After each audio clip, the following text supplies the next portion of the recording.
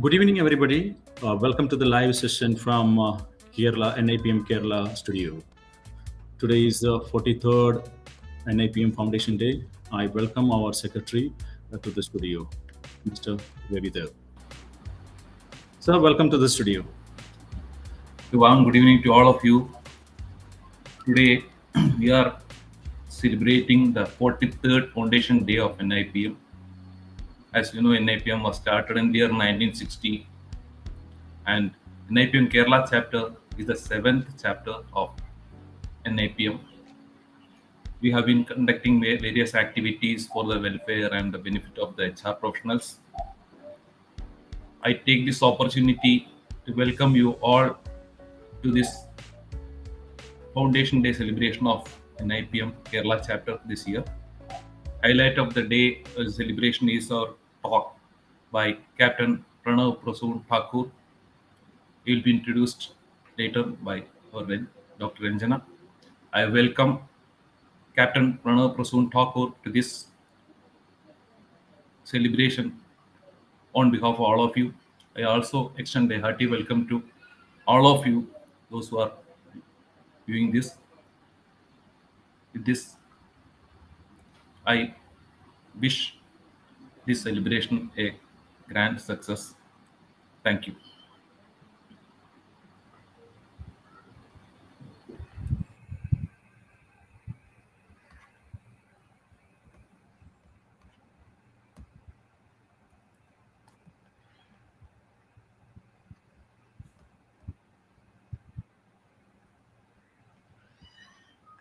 Ajish? You are not audible, Ajish. Can I start? Yeah, please proceed. Yeah, now I can hear you. Okay. So thank you, Ravidev sir, and thank you, Ajish. Now, I think it is a great honor for me to introduce the speaker of this eminent teacher for the 43rd NIPM Foundation Day lecture. In fact, such a fine evening, and in fact, such a young, vibrant, charming fellow, charming person who is with us today. Now, to introduce the speaker, let me, start off with a small quote from his book. Soon, all of them have sacrificed their lives, but no one cared, no repose. They were not the sons of a lesser father or stars of a lesser sky. They were also a part of young India, but had a higher passion and devotion for their mother nation. They were the soldiers of Mother India. They were the fallen few, the chosen ones. These are the lines from the fallen few, authored by today's guest, Captain Pranav Prasoon. Pranav Prasoon, a former Indian Army officer. So big salute to you, Captain. So, it's a great honor to welcome you as well. Now, moving on with his introduction, an ex-army officer with 19 plus years of experience, and now moved on to the companies like Renault, Nissan. He started his HR career in Willow Logistics India Private Limited as GM of Employee Relations, IR, Operations and Transportations. And then he moved to Renault Nissan. After 10 years of stints with Renault, he moved to Hindustan Coca-Cola. Presently, he's the Chief People Officer at TruKker Holdings. And he is also a gunner. He is a specialist in artillery deployment and tactical warfare. He has led and managed various counter-insurgency and counter-terrorism operations as well. And I would say that when speaking to army officer, it is the pride of our nation. So we are so glad that you are a mix of both. So a person who has been in the forefront, guarding the country and guarding. Now you're guarding this, the organizations. Now currently, as I said earlier, he is heading the Human Resource Department of TruKker Holdings. TruKker is in the mission to organizing the fragmented on-road logistics landscape using a digital freight platform that thrives on transparency, reliability, and exceptional business availability. And TruKker has operations in 9 Asian countries and is expanding as such. Now, on the leadership side, he has trained more than 50,000 students and employees in leadership and resilience, cherishes nothingness and strives for the ultimate. And alma mater of IIM Lucknow, alma mater of Officers Training Academy, Chennai, School of Artillery, Duellery, Military Headquarters of War, etc. So I'm sure that we are quite honored to have such an exceptionally brilliant person, a multifaceted, multi-talented person today for this session as the chief guest. And from NIPM Kerala chapter, we welcome you to this floor. Captain, once again, a warm welcome. The floor is all yours. Thank you, Ranjana ma'am, and thank you, Ravi sir. What a great day today. Today is, if I don't know, I think all of us now remember the name Major Sandeep Unikrishnan's birthday, and it gives me quite a sort of a uh, uh, emotional way to start it. But what a better way to start a day, and at least pay homage whatever learnings I have got from army and the civil street. I'll try my level best to bring it here. So, and by the way, thank you, Ajish. Though we are doing our doctorate together, and he's quite faster than me, but I try my level best to chase him. But it was his all initiative, and I just tried my level best to be here with all of you. So the topic for today is leadership shifts for the future of work, new approach for new landscape. I'll try my level best to bring all the learnings from both the army world, the civil world, where I've worked for almost like 19 plus years, and to bring both the experiences together, some anecdotes maybe to make the things more clear. Uh, but before I do, means Kerala is one of the place which I have loved. I've never visited it.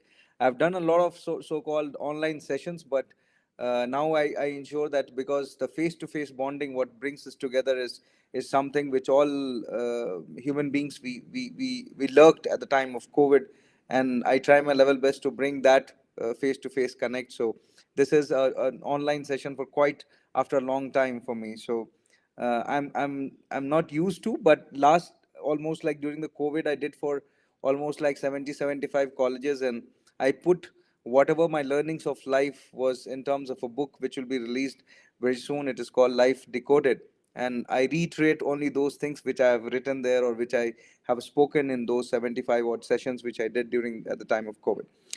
So when I take this topic, leadership shifts. So I break it into uh, uh, three pieces. Leadership shifts for the future of work. First, I will put the future of work, in the primary factor, because that is also the area where I'm doing my doctorate on. It is employee delight and the future of work. And leadership shifts, I will ponder on that. We will and anytime if you have any questions, you can pause, or maybe we can keep it at the last 10 minutes, 15 minutes. We'll keep it for Q&A. So, and the last, from the topic, the last third point, which I say is the new approach, which is coming in these times, and how we are handling it in terms of HR, or in terms of the workplaces, how we are doing it. So let's focus on the future of work. Now, as the post-COVID time, and during the COVID, a lot of discussions on that, and there are a lot of consultancy companies bringing this focus on the future of work, the how the work will look like from now on. So we understood three parameters on which the future of work will be changing, or will be different on. One is the work itself. Currently, when you see that a lot of companies, when we have a core job and we have a subsidiary job. Whatever the subsidiary jobs are there, we all have ensured that that subsidiary or a transactional job is brought in terms of a different global services center, or every organization is now bringing and trying to outsource those things which is not the core job for the business, to make it more efficient, to make it more focused. That is one thing. So the work itself, and I will talk further on that, the work itself is changing, number one. Number two is the workplace, of course, the way we do the work, um, uh, with post COVID, and we all are a part of it. All the HR professionals, still in many organizations, we have the mix of work from office and work from house, and many companies are showing their own difference or indifference in doing that. From 5 days of working, we are coming to 4 days of working. A lot of experimentation is going on, but long story short, the workplace is changing, and we all, as the HR folks in the organizations, are trying and doing our level best to come in terms to the change in the workplace. And the third is the worker himself, right? So when we talk about the generation, and before that, three generations are working together in the organizations, right? And how we take that communion, how we take that harmony or differences forward is the thing now. So workplace and the worker himself is changing, and when we HR come into picture, it becomes quite challenging, and rather I'll say quite interesting, because challenges makes it interesting, is what my feeling is. And uh, uh, and and we HR are in the center, because the push and pull happens from all the different departments. We all have seen this, a substantial change which has happened in last 3 years per se. If I say that today HR is running the business, it is in the center, it is no more on the decision makings of so-called the defining, departments like sales, operations, but we also stand, and we put our focus and point of views for a decision making, and I think it is well taken nowadays.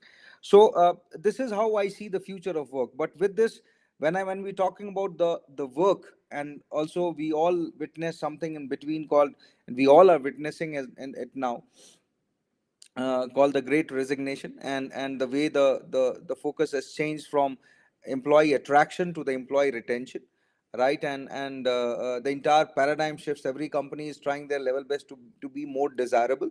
Also, the expectations and the desire of a so-called worker is changing from a job security rather to a job comfort, and the perks and benefits which the organizations are giving in terms of the work life balance is a major thing, the employee wellness is a major thing, the complete family orientation of the employee with the organization is the focus now.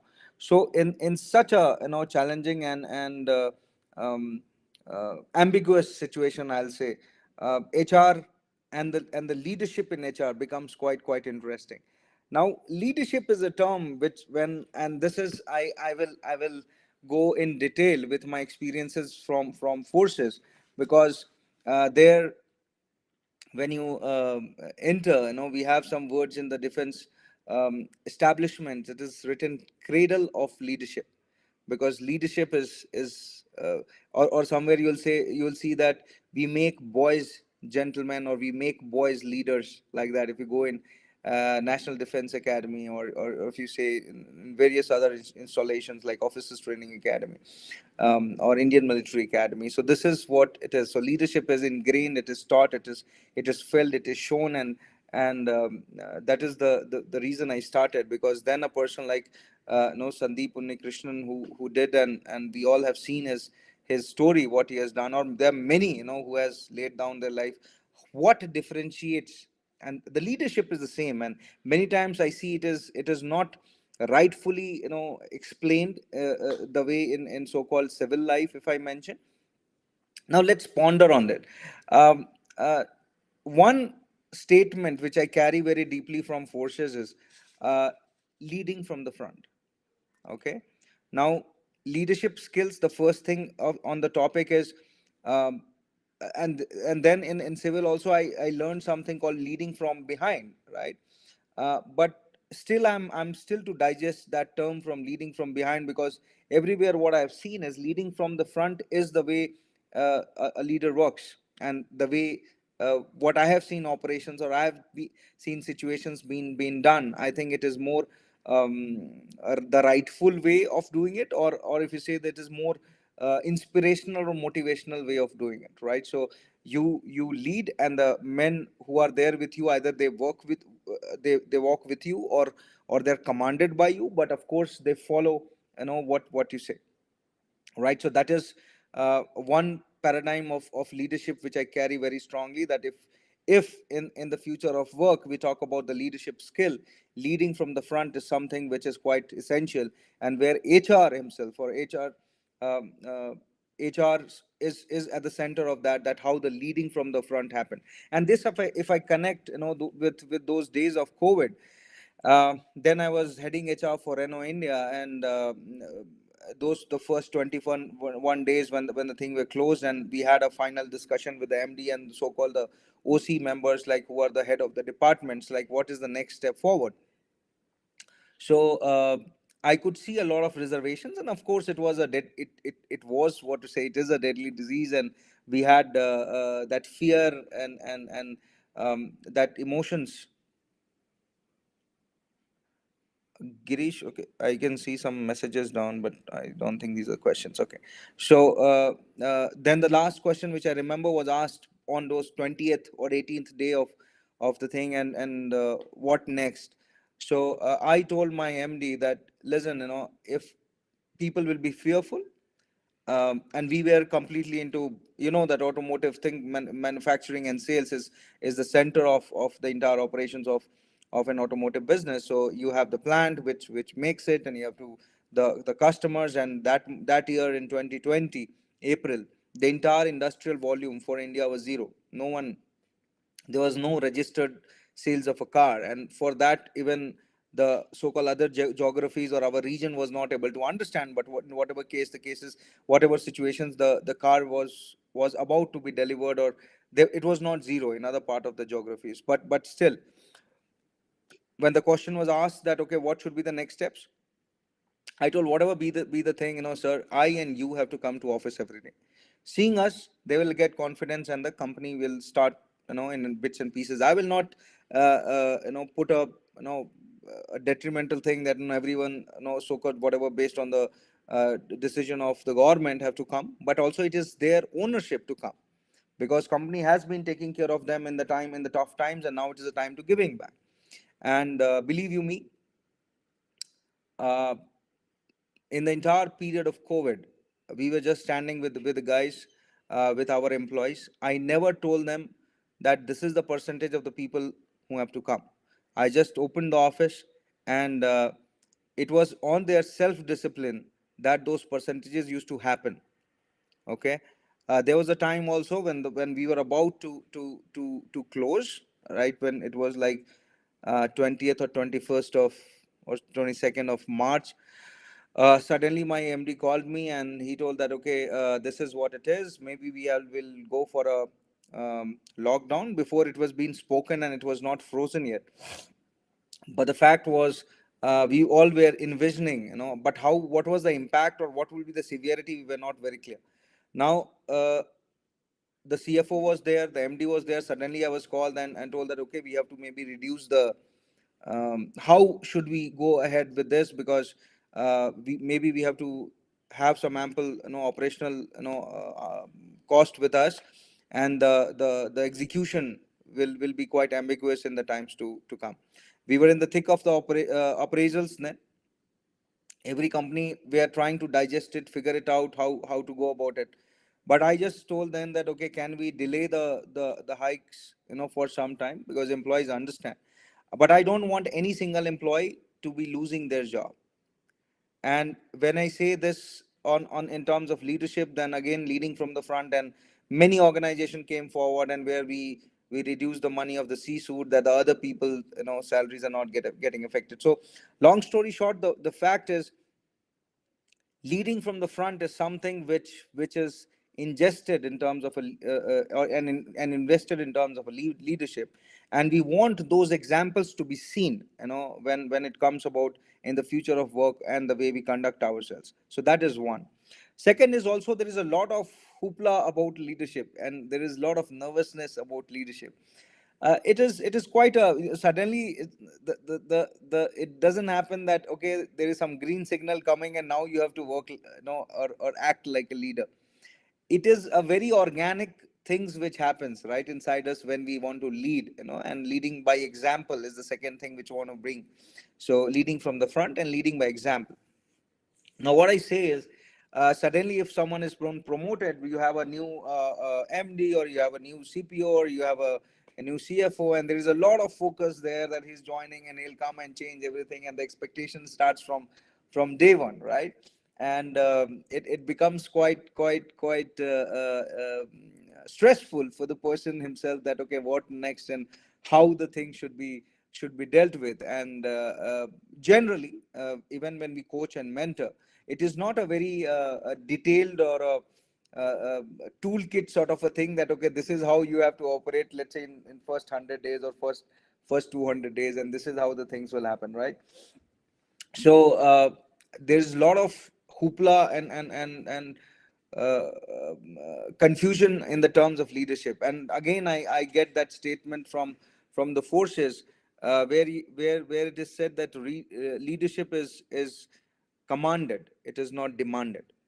Okay, means that whenever you are in the position of leadership, you have to live your days with examples.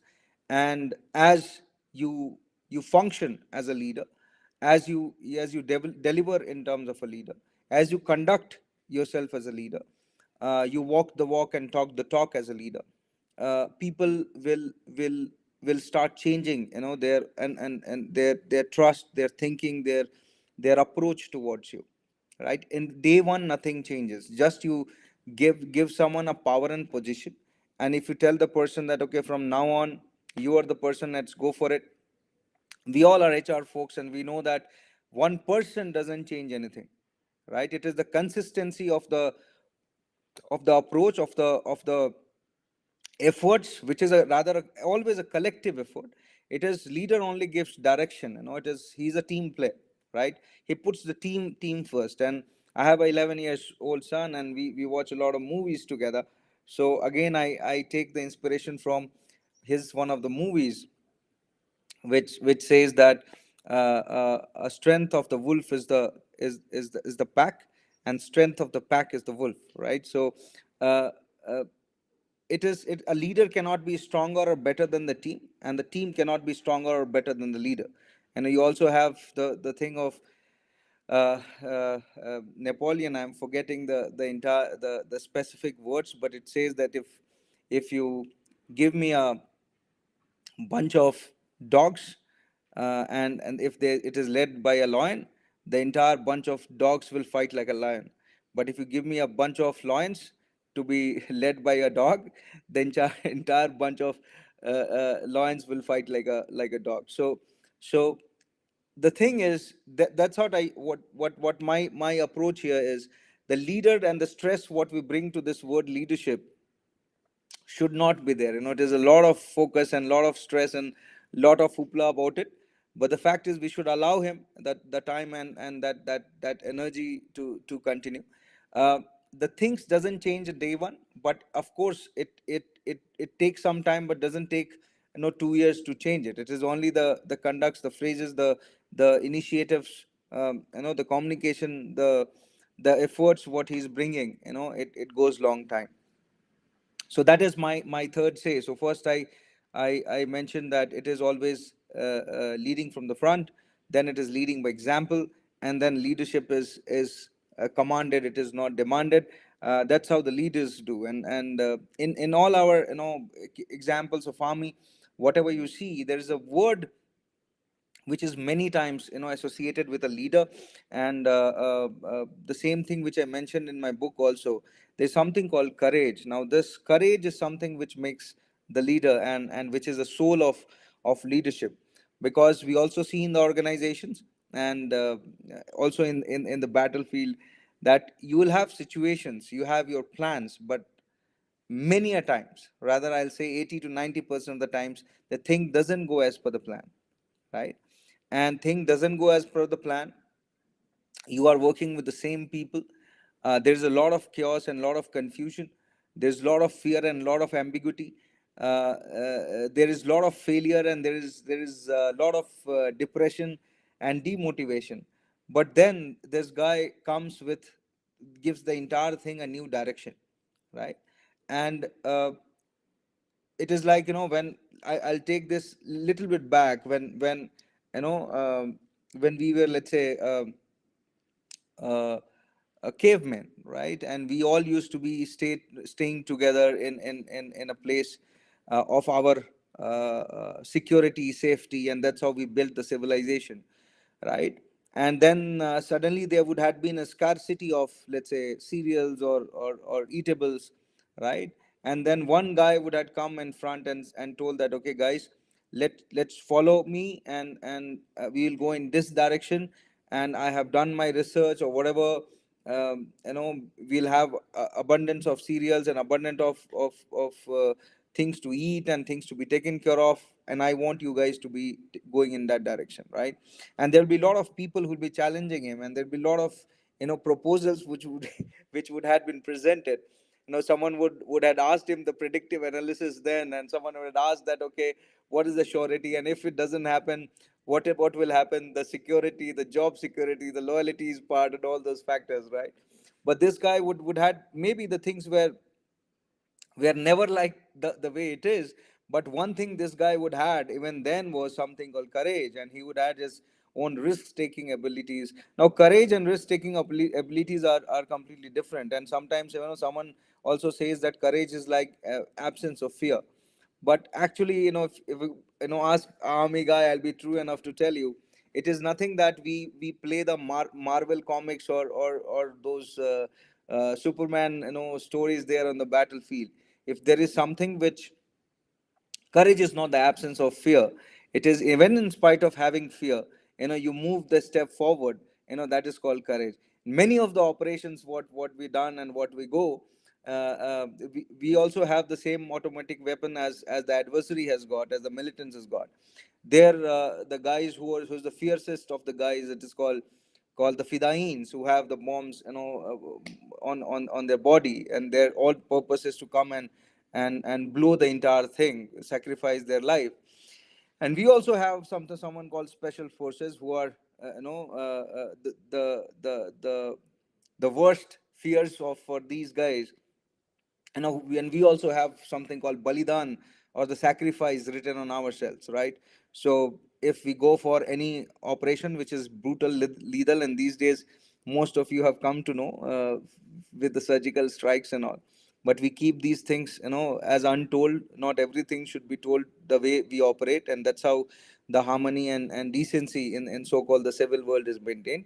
But the fact is that we also have very lethal forces, very capable forces, right? Who blows in any such adversary or any such situations, which is not good for the country. And we also have the people with the same caliber, better caliber rather, I'll say, and the passion is the highest form. So when I connect that to the organization, we were talking about the courage, the word courage and leadership. So in the battlefield, it is not that suddenly you go and none of the bullets hit you, and of course anyone gets a bullet, you say that one bullet is written on for you, and if it comes for you, no one can stop that, even in whatever form and fashion anyone is.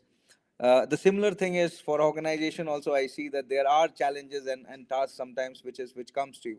But in terms of challenges and those, when the things are being fired at you, you know that you have two choices. Okay, either when you are falling down, you fall on your face or you fall on your bum, right? If you fall on a face, you don't see your target, right? And there is a choice. Even if you're falling, there is a choice either which side will you fall.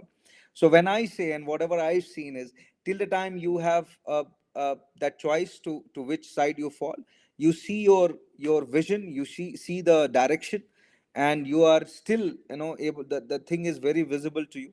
Still you will come up, you'll get up and you will deliver it. But if you fall on your face and you think that the entire world is over and nothing moves further from here, then there is a problem. Then we get stuck, and also leaders are a normal general human being. We get frustrated, we got stressed. No one talks about those phases, and I mention it as leadership fatigue. But before I come there, I was talking about the word called courage, and still I'll carry to talk few things there. So when in the toughest of the battlefield, when the I'll say the shit is flying up in there, you have all the bullets happening all the place. You know that if I get up and if I start firing back, and you have, of course, risk that any bullet can enter you. uh, you know that my team which I'm handling, will the motivation of the team, the execution of the operation will go in a very different direction. And I think this something only comes from the thing called courage. I don't know, something happens in all of us, right?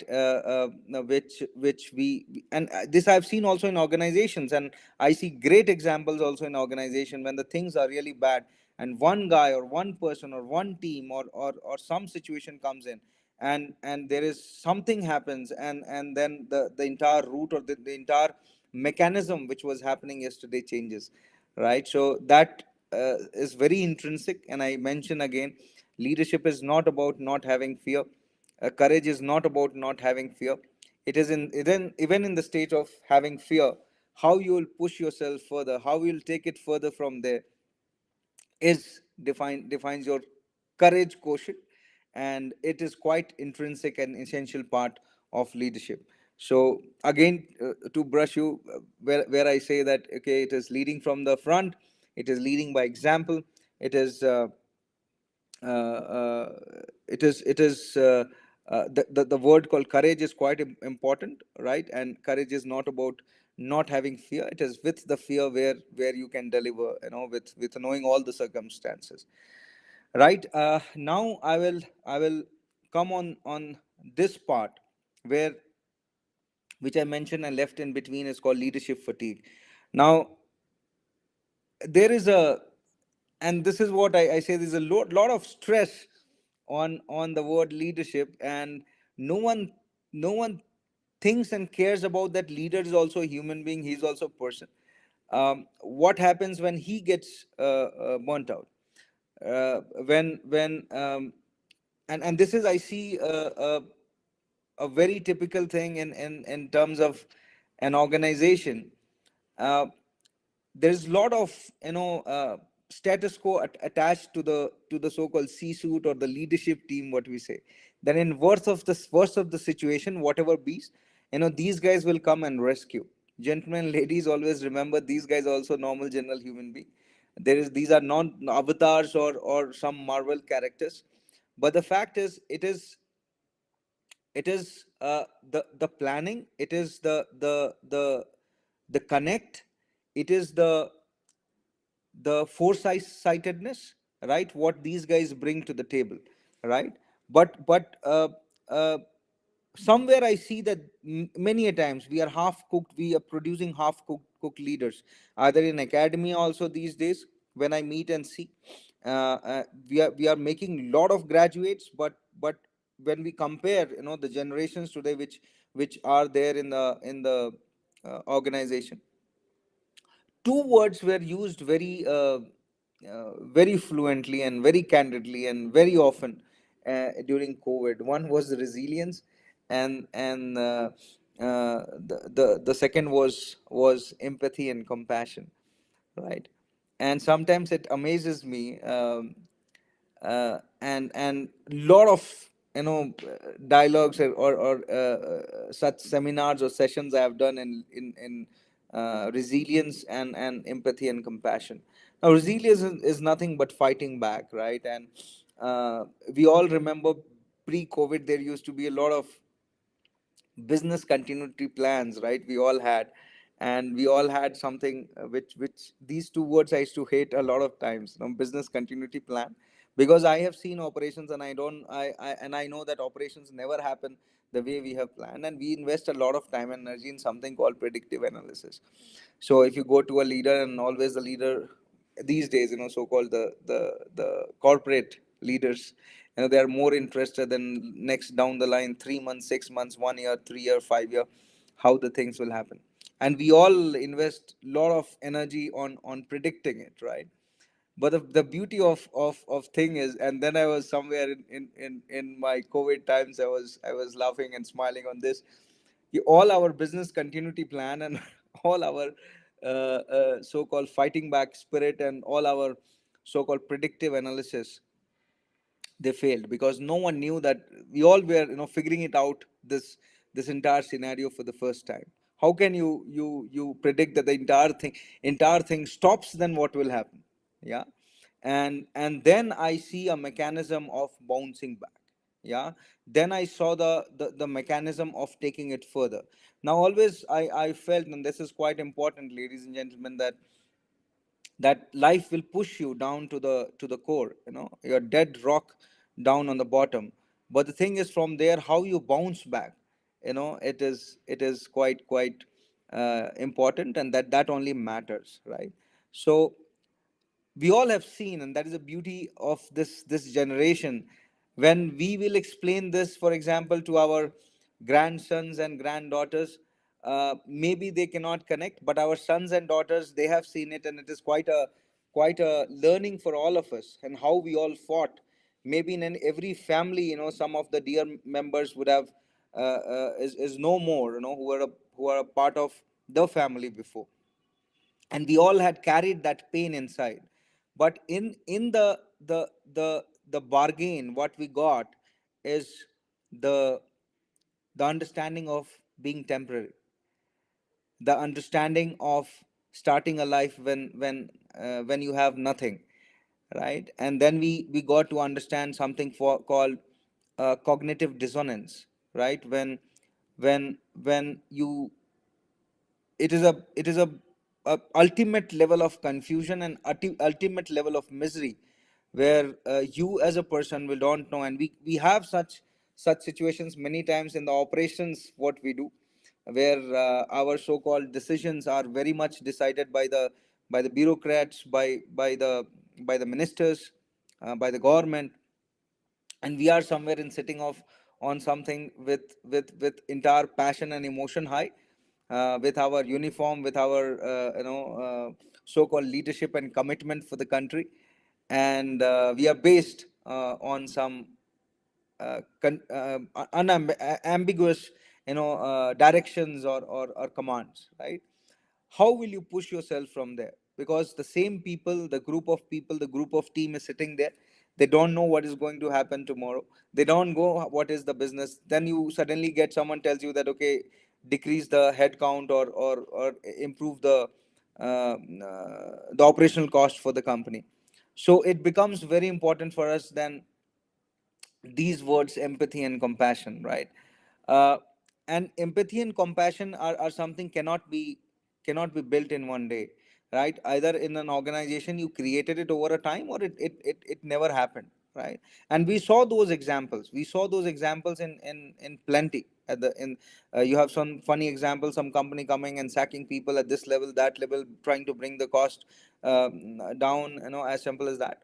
But there were companies which created histories, and those are the companies. I don't want to demean any company or uplift any company, but the word empathy and compassion, it is every day and every time it should be there with us.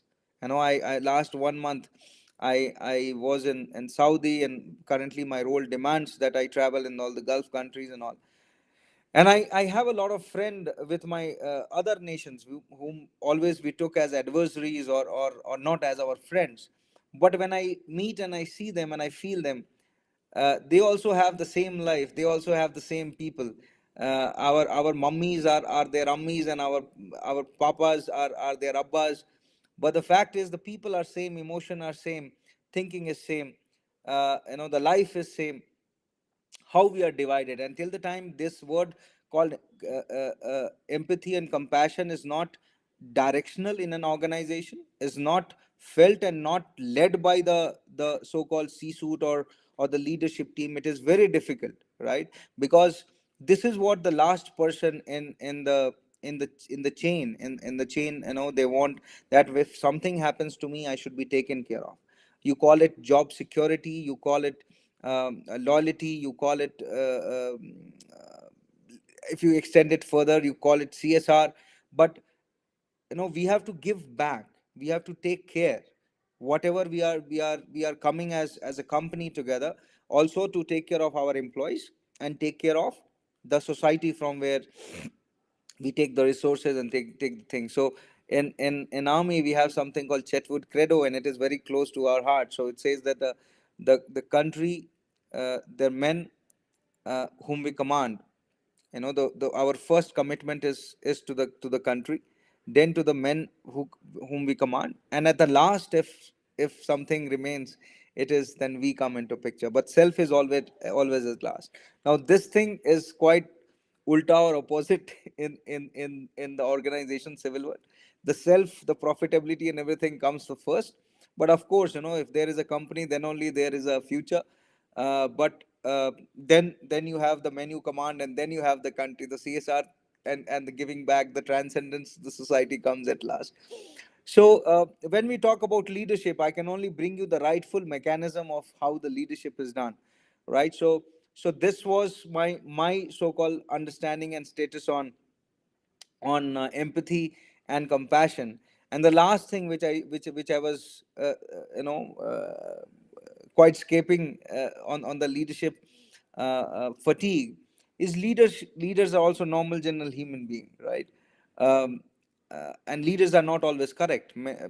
Many a times they also fail, right? Their plans fail, uh, and they also are on rock bottom. But we sometimes we forget, or intentionally we don't know that, okay, it is his problem, he's the leader, he should know. He also lacks motivation, right? So how do we motivate so-called a leader? Many times when you say that alone at the top, when these guys are there, so-called, when you become a leader, if you're a leader, right, you don't know whom to go and talk to, you don't know how to express yourself, because always the society takes you. And of course, we so-called as a frontline operational guys, sometimes we also break. And when we see our so-called friends, the team members, sometimes the operations go bad, and we have casualties, and we also are rock bottom. We also seek that strength from the fellow beings, from the countrymen, from our families, societies, that okay, things are fine, but many times we don't get it. And this is the, I will say, the uh, in Hindi we say the shrap of a leader is when you are down, no one comes to pick you up. Now, what I have felt and understand is all the leaders, so called, in the future of work, should carry something called a release mechanism. We all know by now that what is something which we enjoy doing, and every day to balance so called our mental mechanism. We have many things as such examples. You must continue doing that at least, for 10 to 15 minutes per day. Maybe if you get enough time, maybe half an hour, that thing is released out every day, right? uh, so this is what I have to talk on the first part of the topic, leadership shifts for the future of work. I think leading from the front will always be there. I think leading by example will always be there. I think the word leader, it is commanded, it is not demanded, will always be there. So this is what I have to tell you, and the core of the entire leadership is will be at the word courage. And I have to remind all of you, the courage is not about not having fear. It is in spite of the fear, you move that thing, you move the step, and you make yourself vulnerable, and then you push to the next thing. So this is on the first a portion of the topic. The second one says new approach for new landscape. Now we all are figuring it out, right? We all are in our own experimentation, the way the days are coming, we all know. But few things which I in my journey have understood, and I have also taken some rightful shifts, if I say. The entire world is moving towards entrepreneurship, and I think even the organizations which we are working on, this becomes quite a important factor.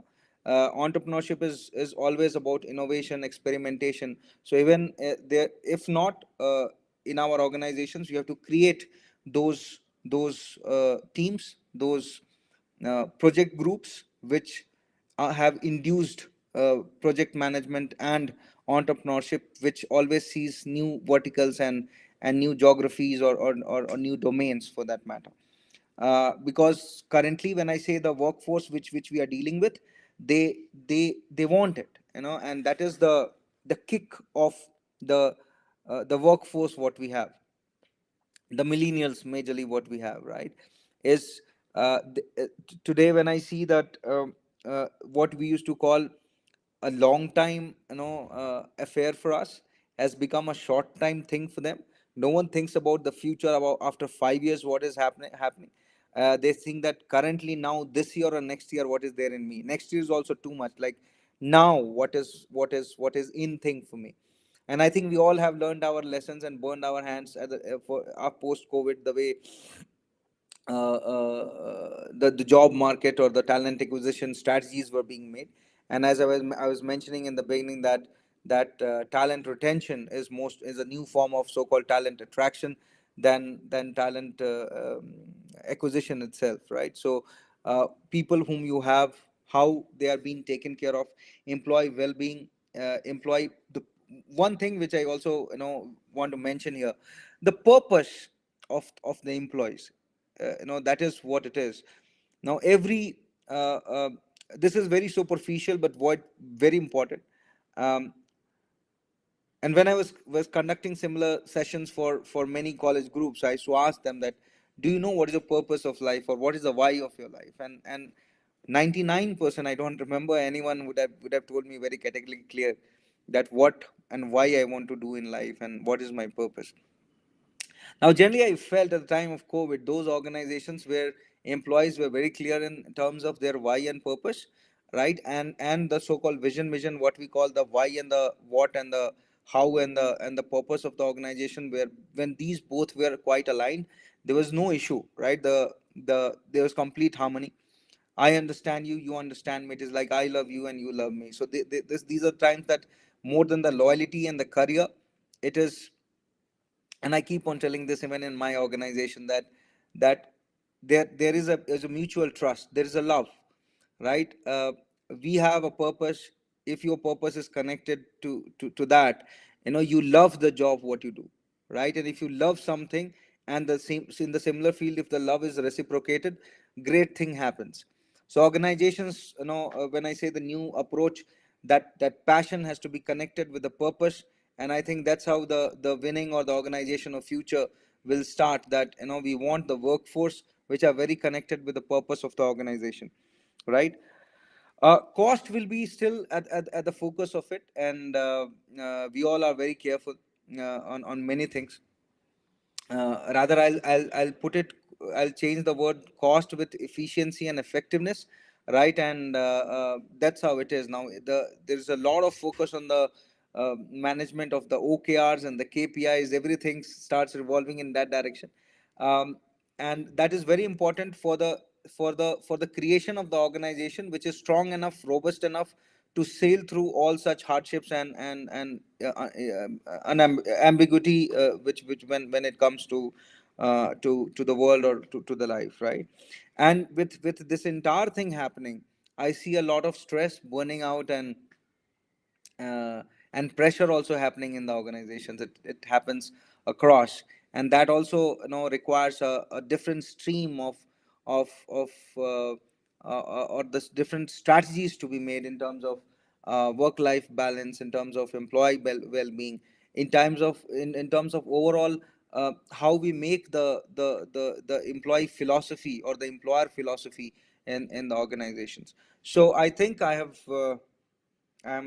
taken almost like 50 minutes to explain all of you on the pointers which I have, the leadership shifts for the future of work and the new approach for new landscape. And I appreciate all the HR leaders, because um, we always are taken as a support function, as a function which is a cost center, right? Many times in many organizations, we are also asked that what is the return on investment. Many times, many organizations, and at the time of COVID, I remember a lot of research was going on that how the paradigm, the landscape of HR will be changing. And I kept on telling them, till the time you have human beings working in an organization, and till the time human beings have emotions, I think HR will exist. And salutes to all of you. We did quite a great job, and I think we put the economy back in place. So it was not possible if we were not true to the learnings what we got in the teachings what we had in the academia. And I think all of us, we lived by it. And that's why I see all the organizations almost now without any so-called force. I don't see any much representation. There is not much coup, we call it in army, that people are coming back to offices and things are becoming normal. So big round of applause to everyone. I'll pause here. I think I'm dot on 50 minutes. We'll keep 10 minutes for Q&A. Over to you.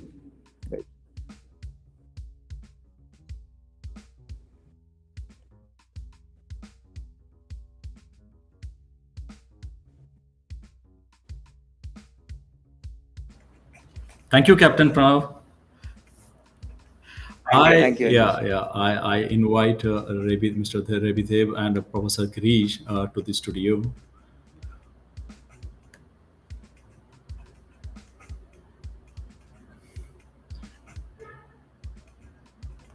We have Professor Girish also. Pranav, you met Mr. Rebitev and Shema. Professor Girish is working with XIME. He is a dean. Good evening. He is advisor to Apollo Tires. Now he is retired. He is with XIME. Shema, over to you, Shema. Okay.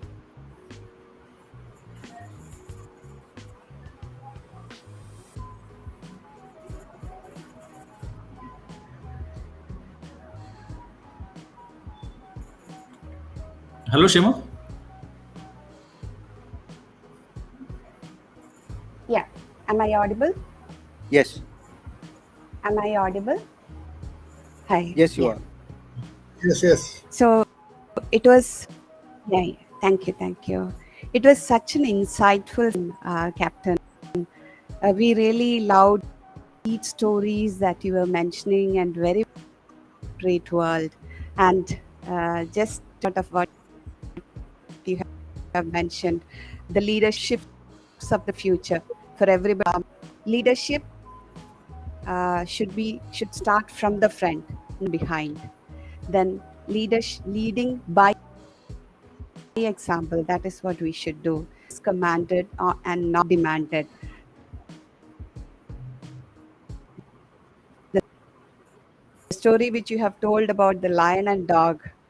Also, the last approach which you have told, the new approach, passionately connected with the purpose.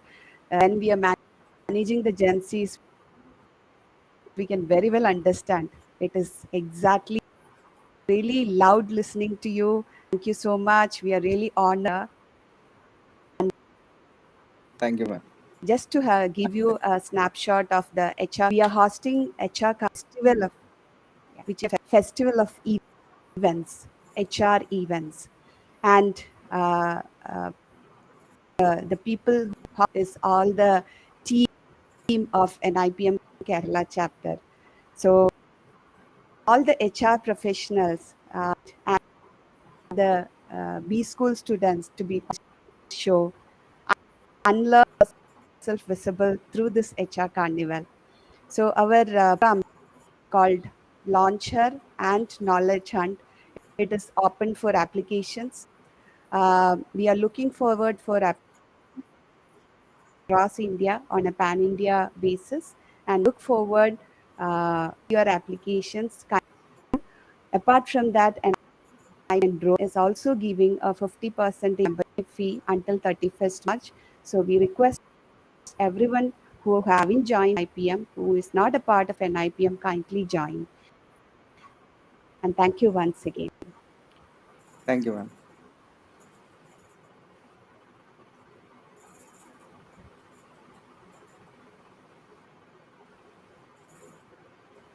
Thank you, Pranav. Thank you very much.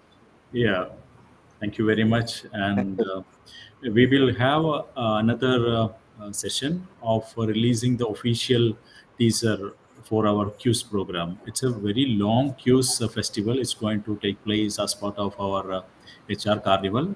It will take 4 months to complete. It's a pan-India QS. Our QS program director. It's basically this QS program is for HR professionals, the working professionals, and business school students who from pan-India. So our director for this entire Q session is Professor Girish. I would like to invite him to talk something about the entire process and release the official teaser for that.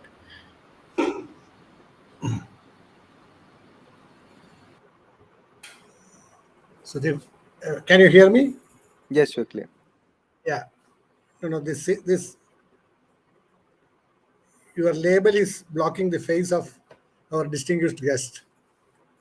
Good evening, sir. Extremely nice of you. Thank you, sir. Normally, I do have one session a day. Tomorrow, I have a session on leadership. I think I can go to the class without any preparation. Okay, so thank you for the input, and it is very nice that you are doing doctorate with Ajesh. Ajesh has been keeping it as, and we wish all the best for that. Thank you, sir. A grand compliment from NIPM, because you have come to this forum at the right time, and with you have induced tremendous amount of energy into our professionals. Thank you, sir. So I will get on to my pleasant job, and I would like to express these youngsters. They somehow create problem for elders. Okay, so I am due to COVID and all, I am used to up to Zoom. So today morning, Ajesh told me that this is going to be on another stream.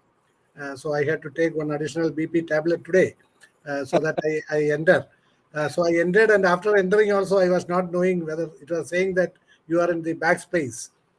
So after waiting for some time, I typed my name to inform him that I am alive here. So that is it.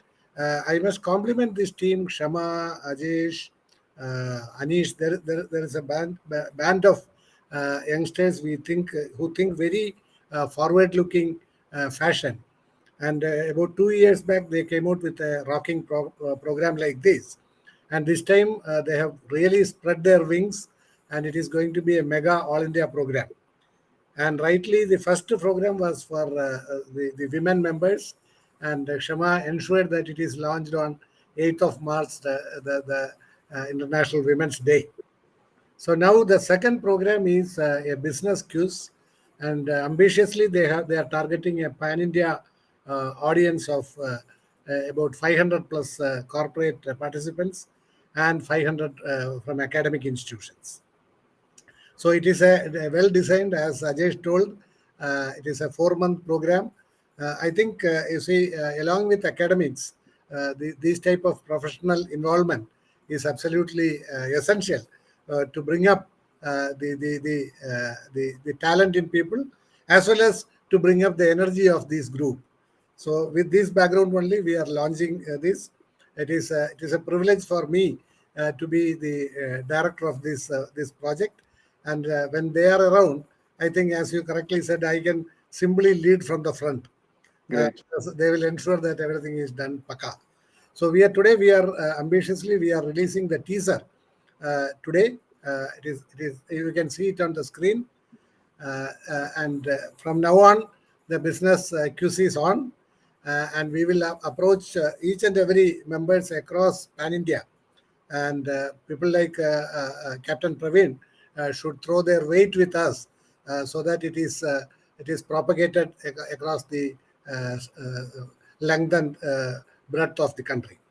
So we are hoping that this will make an impactful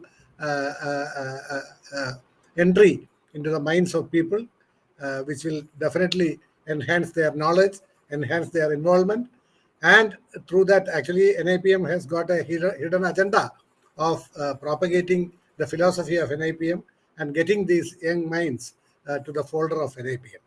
So I am extremely grateful and thankful to Ajesh and team for see, they have done everything and appointed me as the director. So that is the easiest job anybody can accept. I wish all success, and I urge each one of you who are listening to this teaser release to put in your best effort. Because I always believe, along with the points what you said, I always believe the success of any project is in the extra mile people travel in their commitment. If all the members of NIPM put that extra mile, I think this carnival will rock India like Holi or the festival of all times. So I wish all the best to Kshama, Ajesh, Anish, Jitin Takalakal, that young team. And I am also proud that I am doing this honor in front of a man who protects India. So with these words, I am happy to release the teaser with the hope that, sir, during the course of the journey of this HR Carnival, definitely you should, even you can make an attempt to visit Kerala. Now that you are saying that you have not visited Kerala, and to be in our midst, if not in the journey, at least on the final day, we would invite you as a special guest. Thank you, With sir. these words, I happily I release the teaser and wishing all the best even though I am the director, I think I wish all the best to Kshama, Ajesh, and the entire team, so that that best will bestow on me as well. Thank you very much, and all the best. Thank you, sir. Thank you. David, sir. Thank you, Girish sir. Okay. And thank you, Captain Pranav, for the wonderful Thank you, sir. talk. Actually, as Shama and Girish sir has already told, it was a very insightful, very encouraging talk to us. You said what is happening in the armed forces and the disciplined forces, and what is happening in the corporate world. You have made a good comparison of that, and okay, we are all uh, enlightened and enriched with your talk now. Thank Thank you you, so sir. much, and I wish this the HR Carnival and the business quiz with which Girish sir has released now, all all the best. As he told, okay, indirectly we are wishing ourselves all the best, but I wish all the best to us. Thank you once again, Captain Pranav. Thank you, sir. Thank you. We are ending the live.